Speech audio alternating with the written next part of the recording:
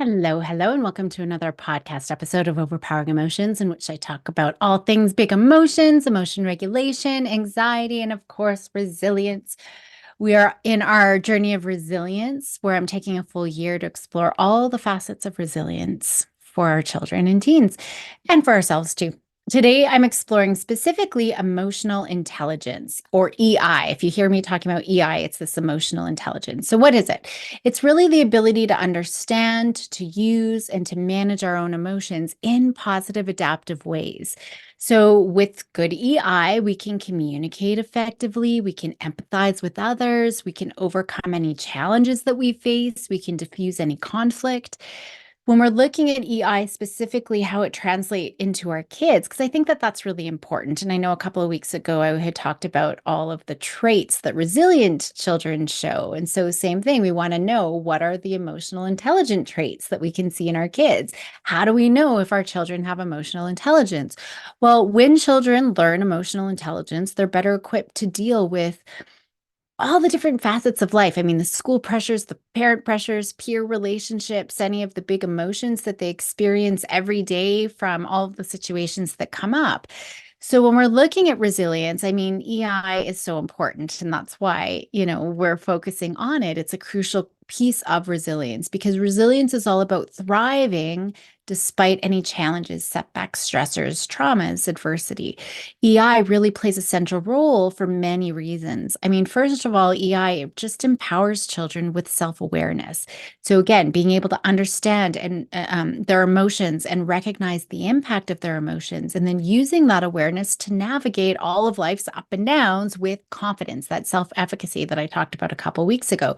Children who are self-aware, they can recognize what they're feeling when they're feeling it, and maybe even why they feel that way, even though that doesn't always necessarily, it's not as important, but they have that awareness, which is so critical for resilience because then children understand what's going on and they can process their reactions to whatever the situation is rather than becoming overwhelmed by them. And so, for example, let's say we have a student, Mia, who is preparing for something like a science project or a spelling bee. She's really nervous about the competition. She starts to feel anxious. Of course she does. That makes sense. Now, without any emotional self-awareness, Mia might not understand why she's feeling anxious. And she might interpret that nervousness as a sign of, I'm not good enough. See, I shouldn't do it. I'm going to fail. It's going to be terrible. That misunderstanding could lead to more anxiety and negative self-talk, and then possibly even avoiding the competition altogether because she's so overwhelmed by her emotions. Or she might misinterpret those physiological symptoms as being sick, right? Oh, I'm sick. My stomach is all achy and I've got a headache. I got to stay home. So again, she's just going to miss the spelling bee altogether. So that's what, a child who doesn't have very strong EI, but if Mia has developed a good level of EI, when she begins to feel that nervousness, about the spelling bee or whatever the situation is, she recognizes the physical signs. So that's the first step, right? She recognizes, aha, I knew you were going to show up. Of course you were. This is a big competition, and I know what you feel like. My heart is racing. I know why. I've got butterflies in my stomach. I know that this is nervousness, and I know it's temporary. I know it's going to pass. She understands what is happening in her body when she gets nervous. And she understands that her brain can't tell the difference between whether she's being chased by a predator that's about to eat her or she's just preparing her spelling bee. So she's got that awareness so that she can use her prefrontal cortex to say, it's okay. It's not a predator. I've got it under control. She's understanding her body. She's understanding her body is just trying to protect itself. So it's doing all of those things like pumping blood quickly through her body so she could run away if it really was something she needed to run away.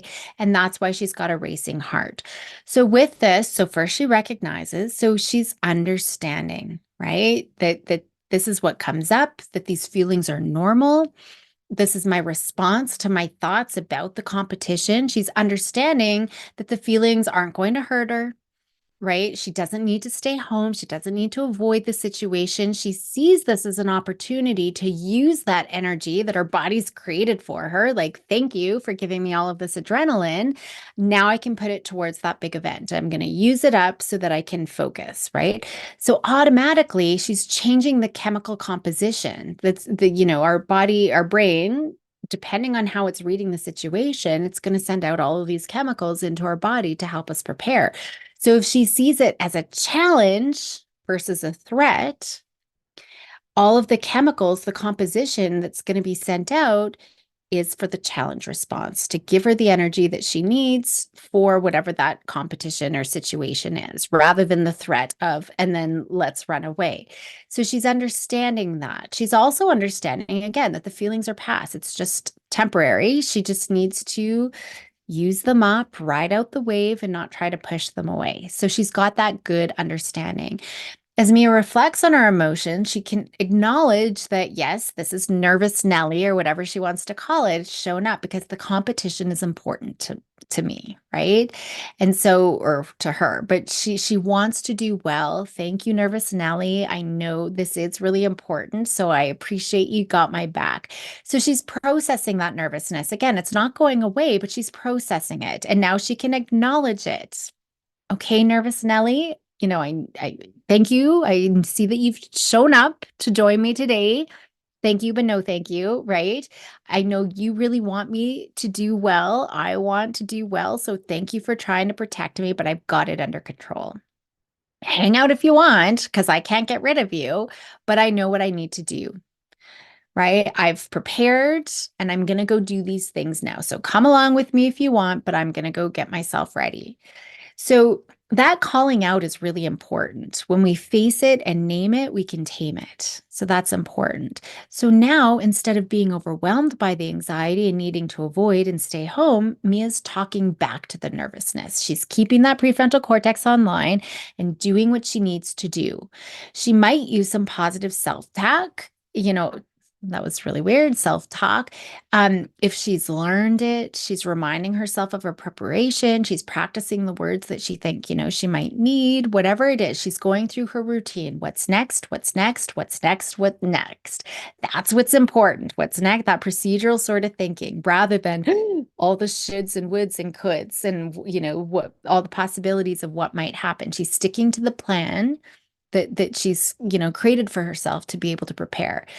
And finally, once we have that recognition and that understanding and acknowledgement, she's feeling in control, now she can take action. And that's the next piece. She's going to go and participate in the spelling bee. Even if she's still a little bit nervous, of course she will be, probably through most of it, if not all of it. Those emotions and feelings are still going to be there, but she can focus on the task at hand. She can leave her, keep her prefrontal cortex online. So in this example, Mia's emotional intelligence, again, recognizing, understanding, processing, and managing all of those emotions to take action, that empowers her to face a challenging situation with resilience, right? Face it and thrive through it.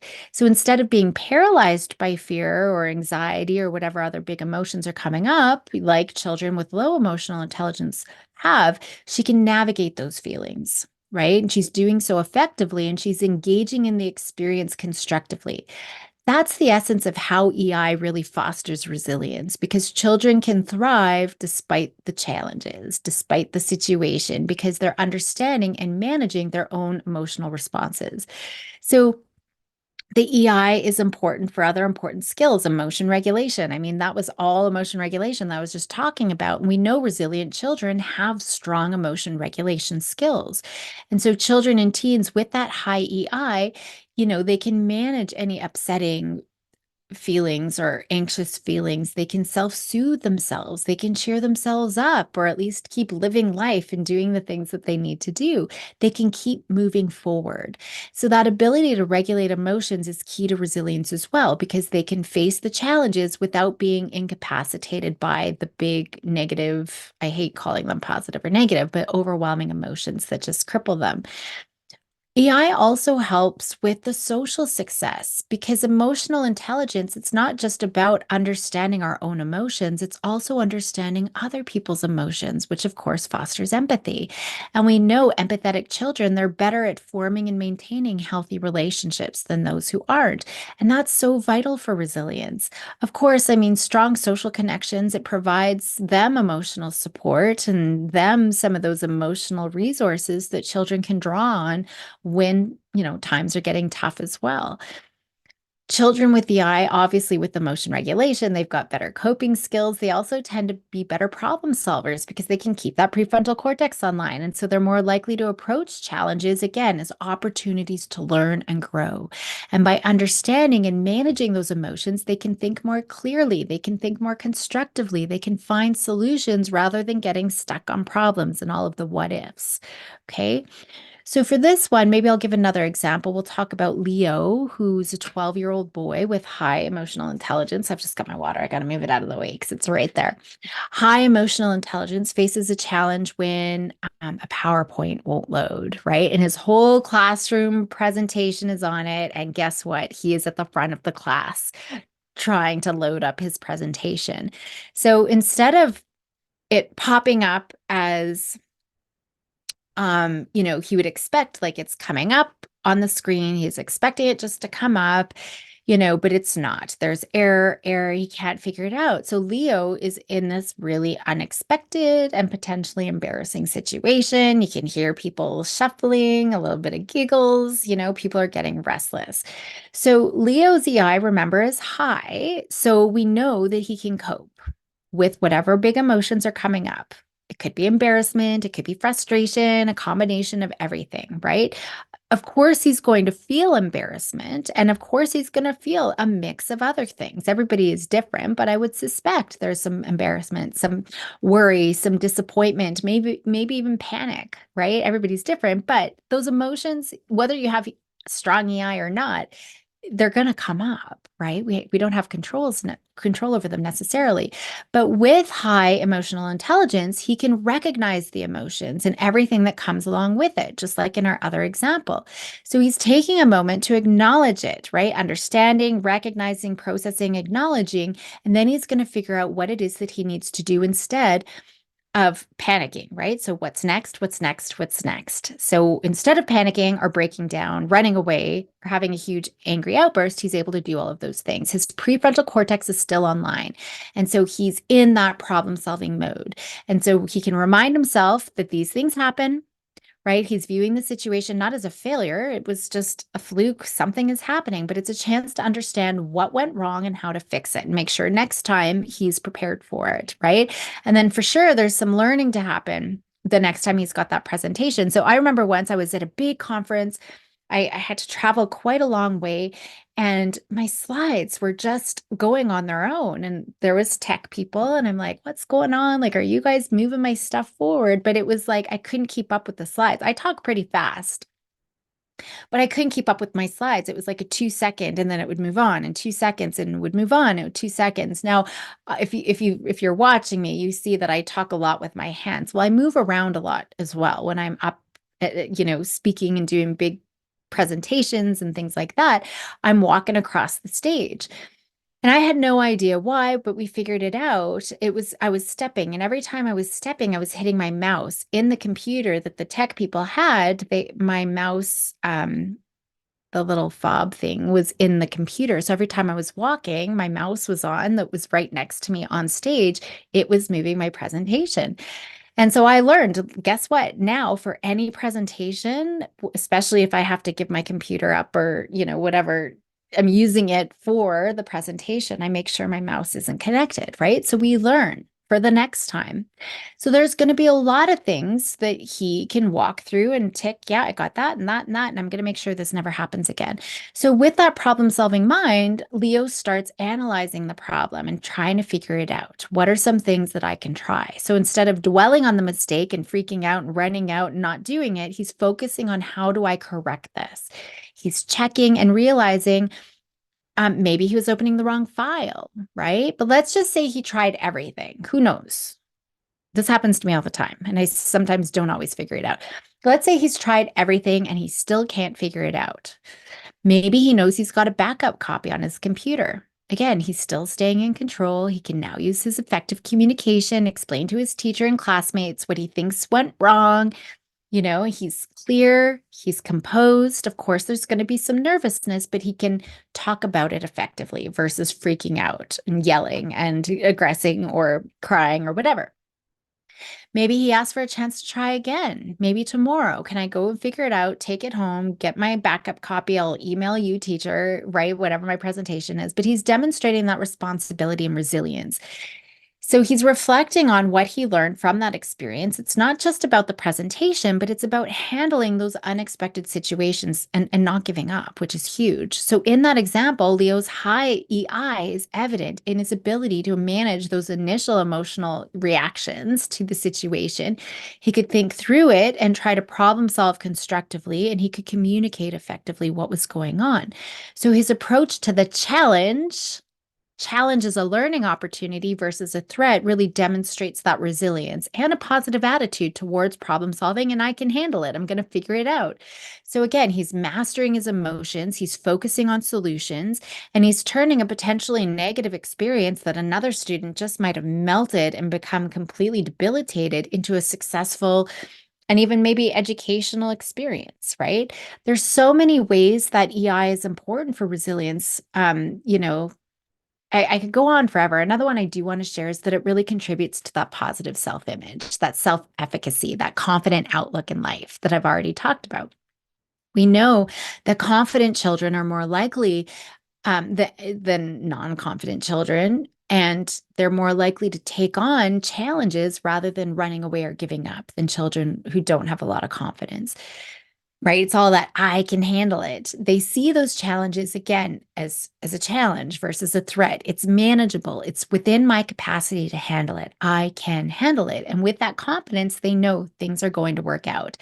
Right? So that confidence, I've talked about it before. So with the optimism, but it's not optimistic that everything is Pollyanna and hunky dory. It's just, I know I'm going to figure it out. Things will turn out okay. Right now they suck, but it's going to turn out. So that confidence with that optimism, I mean, that's the cornerstone of resilience. It encourages a mindset, a growth mindset, right? A mindset of possibility. And even when we're in that difficult situations, there's still the growth mindset and the possibility. I'll give another example. Let's say we've got Emma, who's 17 years old. She's a high school student, again, strong EI. With this, again, we know it promotes that social success. So she's known among her peers for a positive self-image and that confident demeanor, not in a narcissistic way. She just presents well and knows that, even though I've got this little setback, I'm going to figure it out. So let's say it's the start of school, right? And Emma faces a big challenge when she decides to run for student council president. Okay, the competition is going to be tough. The campaign process is really demanding. I don't know if they still do that. My daughter was talking about it because we did when I was in school. But she was talking about it the other day. She's like, "What did you have to do, to do this? Like, we don't do this now." So maybe you don't even know what I'm talking about, but if you do, she has a lot of initial doubts, which are totally normal. This is a high pressure environment. It's really important to her. It's exposure in front of the whole school, right? So there's a lot on riding on this.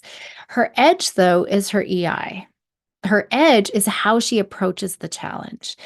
She's aware of her strengths. She's aware of those areas that she needs to work on.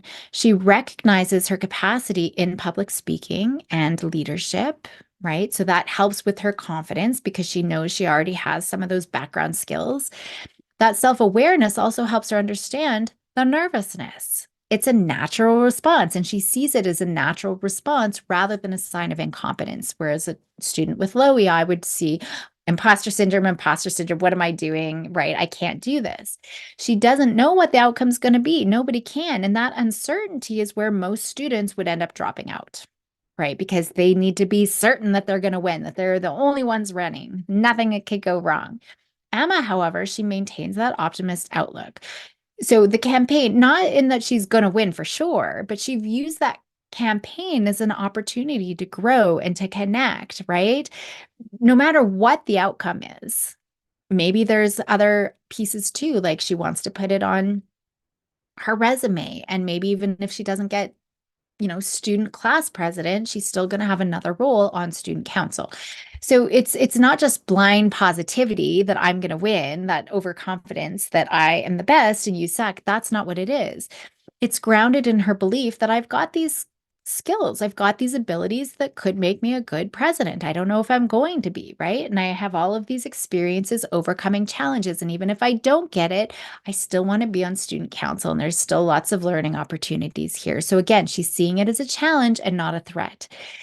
Instead of being intimidated by, the other competitors or how big it's going to be, maybe she sees it as challenges to embrace. Maybe she sees it as connections with other students she's never met before and networking and how can we work together.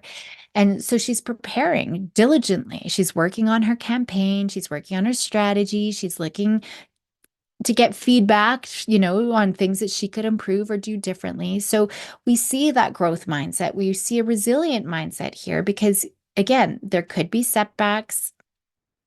She's facing a huge potential disappointment, right? Maybe there's going to be a debate. Maybe there's criticism. Maybe people are mocking her. Who runs for student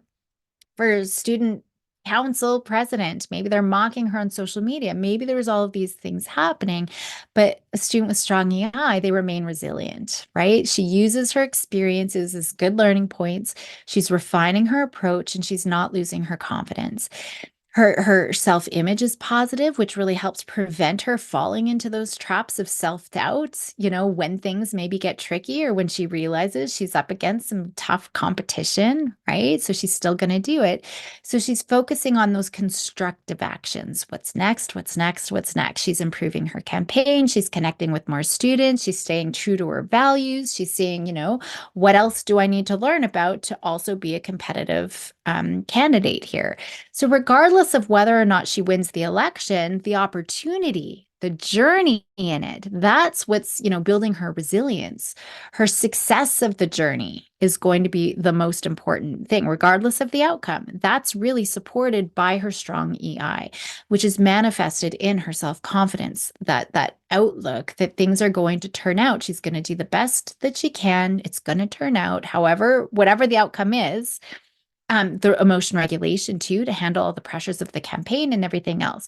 So she's emerging from this experience stronger. She's emerging more resilient, right? She's going to demonstrate a growth mindset, the ability to navigate those difficult circumstances and situations confidently and have experiences to draw from for the next time and the next time and the next time. Maybe she's going to be, as she gets older, applying for tough universities or tough jobs or tough promotions, right? It's just all steps that are going to help her. So we can see how that emotional intelligence really helps children and teens in all sorts of different scenarios. The young child who experiences anxiety on their first day of school, when they can identify and manage their emotions, we see that those students can face their fears and still go into school, still make friends, still learn and adapt to that new environment, building their resilience. High school students, they might be overwhelmed by all of the pressures. They talk about how they're debilitated by all of the pressures that they have to juggle. But with a strong EI, they understand their emotions, especially stress and anxiety, and they know how to manage them. They learn the skills that they need, like how do I break down tasks? How do I cope with exam stress and test anxiety, right? They're maintaining that positive outlook on their academic journey. I mean, everything. Sibling rivalry is another one. Jealousy, right, is another area where we can see how children with strong EI can help them communicate better with their siblings, resolve any conflicts. They can build stronger family relationships. They're just, all of those pieces are contributing to their resilience. So I think that that's really important. There's lots of examples where we can see how that emotional intelligence equips children and teens and adults with that deeper understanding of their emotional world, the skills that they need to manage effectively and, interact with others as well. So there's a proficiency here that really helps them navigate their current experiences, even if it's a challenging one, and just lays that groundwork for really long-lasting resilience that's going to support their well-being throughout their life. One thing I do want to say too is that with schools as a community, if we see that their school and school community have high emotional intelligence, they tend to experience far less bullying, far less behavior and disciplinary problems and violence, far less drug abuse and those types of things in higher grades as well. Academic performance is better. The behavior is improved. All of these things are so much stronger when emotional intelligence is integrated into the curriculum. And so, actually, I'll just throw a little plug in here. I'm developing a hybrid home and school emotion regulation program as part of my research program. So, if you are an educator, definitely reach out to me. Right now, I'm limiting it to Canadian schools, but I will be expanding worldwide eventually. But for this, next little bit for the 2024-25 school year, I'm focusing on Canadian schools. After that, if you're listening, you can reach out to me. But I want to look out for this program. It's hybrid between home and school, where we're helping kids develop all of these skills. Really, it's prevention from emotional disorders and boosting their resilience. So reach out if you are interested in how I can bring this into your school. I'm just in the preliminary stages right now, and hope to do a pilot in that 24-25 school year. And then I'm hoping to expand. So even if you're listening to this, if I'm still around in 10 years and you're still listening to this, reach out because I'm hoping to expand it bigger and bigger and bigger and bigger. This is my, 20-year program right now. So, the next big question, of course, is how do we nurture EI in our children? I will be diving into that in a couple of weeks, so don't worry about that. But just start thinking about, how we can start nurturing this with open communication and conversations about emotions, things that I've already been talking about, right? We want to teach empathy. We're going to lead by example. So, before I sign off, I just want to give you a tip for the week. I want you just to start with really simple practices, maybe having like a feelings check in, right? I've talked about emotion wheels and emotion cards. Find a way to integrate it into your daily activity. So if you're a parent, maybe, excuse me, maybe it's first thing in the morning before you leave, for work and school, or maybe it's at dinner time. If you're in a classroom, just doing a quick check in. You could do it as a whole class, or you can, have students check in with pairs, and then actively listening. That's a great place to start. If you're gonna looking at, what contributes to EI, that's a big piece of it. So again, just making a part of your day, class opening, family meals. If you're a mental health therapist, maybe it's the beginning of every session, which is a good thing to do anyways. So I will leave it there for today. Think about all of those pieces and how we see emotional intelligence manifest in children, and how can you start getting them to tap in to recognize and understand and process and acknowledge all of those feelings and everything that comes with it to be able to take action. And it starts with those conversations and just raising the awareness in the first place. So thank you for joining me today on Overpowering Emotions. I hope the episode was helpful and has inspired you to embrace EI in your journey and whatever your role is. Until next time, keep nurturing our children, help them be bold and courageous, and I will see you next week.